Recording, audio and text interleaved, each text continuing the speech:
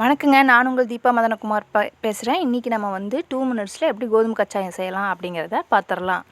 அதுக்கு தேவையான பொருட்கள் கோதுமை மாவு, துருவின தேங்காய், கொஞ்சம் அரிசி மாவு, மண்டவெல்லத்தை நல்லா நுணுக்கி வச்சுருக்கேன். தண்ணி தேவையான அளவு ஒரு பாத்திரம் எடுத்திருக்கேன். இப்போ பாத்திரத்தில் நம்ம கோதுமை மாவு,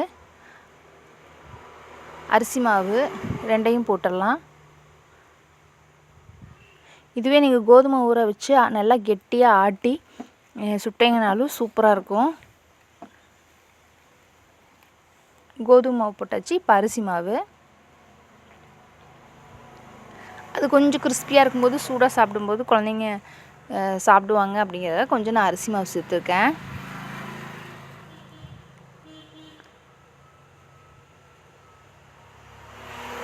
கொஞ்சோண்டு உப்பு எதுக்குன்னா அந்த இனிப்பை இது பண்ணி தருங்கிறதுக்காக போட்டிருக்கேன். இது வந்து சுக்கு ஏலக்காய் ரெண்டையும் நல்லா தட்டி போட்டிருக்கேன். எந்த ஸ்வீட் செய்யும்போது கொஞ்சம் உப்பு சேர்த்து பாருங்கள், அதோட டேஸ்ட் ரொம்ப டிஃப்ரெண்ட்டாக இருக்கும்.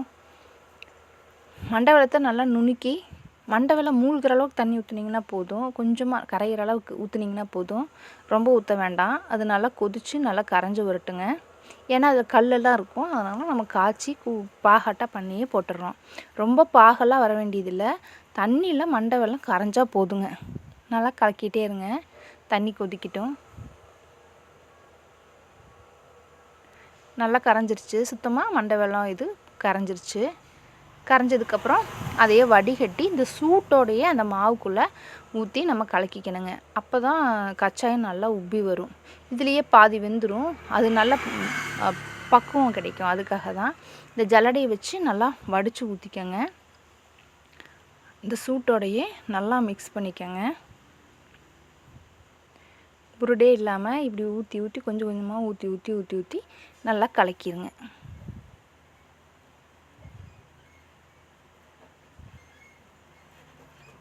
இந்த பக்குவத்துக்கு கலக்கிடுங்க. நம்ம இப்போ சூடாக ஊற்றி இப்படி கலக்கணங்காட்டி தான் அந்த எப்படி இருக்குது பார்த்தீங்களா, பழக்கச்சாயம் பக்குவம் மாதிரி இருக்குது பார்த்தீங்களா. அதுக்கு தான் நம்ம சூடாக கொதிக்கும் போதே ஊற்றிடணும்.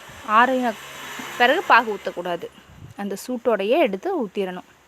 ஊற்றி நல்லா இப்படி கலக்கிட்டு அந்த கலக்கறக்கு வச்சுருக்கோம் தேங்காய், அதையும் உள்ளே போட்டுட்டு உங்களுக்கு கொஞ்சம் உப்பி வரணும் அப்படின்னா கொஞ்சம் ஒரு பிஞ்சு சோடாப்பு சேர்த்திக்கலாம். நான் சேர்த்தாமே நல்லா உப்பி தான் வந்திருக்கு.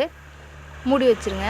அந்த மண்டவெல்ல பாகோட ஹீட்டு அடங்கணும் இல்லைங்க, அந்த 10 நிமிஷம் வச்சிங்கன்னா அந்த சூடு சுத்தமாக ஆறிடும். ஆறின பிறகு அந்த தேங்காயையும் நல்லா மிக்ஸ் பண்ணி எடுத்துக்கிறோம். வடைச்சட்டிலே எண்ணெய் ஊற்றி நல்லா காஞ்சிருச்சுங்க. காஞ்ச பிறகு இதை இப்படி கரண்டியில் எடுத்து ஊற்ற வேண்டியது தான்.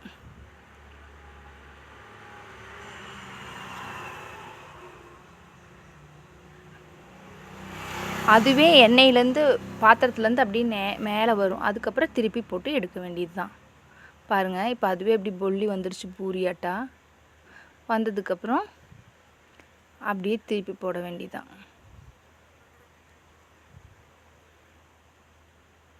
ரொம்ப ஸ்பீடாகவும் வேண்டாங்க, ரொம்ப ஸ்லோவாகவும் வேண்டாம்.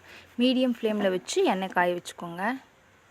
எண்ணெயும் உறிஞ்சிருக்காதுங்க, பார்க்குறக்கு அப்படி தெரியுது. வச்சு கொஞ்ச நேரம் கழித்து காட்டுறேன் பாருங்கள், அதில் எண்ணெயெல்லாம் இருக்காது. ரொம்ப நல்ல சாஃப்டாக டேஸ்டியான எம்மியான கோதுமை கச்சாயம் ரெடி. ட்ரை பண்ணி பாருங்கள், கமெண்ட் பண்ணுங்கள். நன்றி, வணக்கம். முன்னேறுவோம்.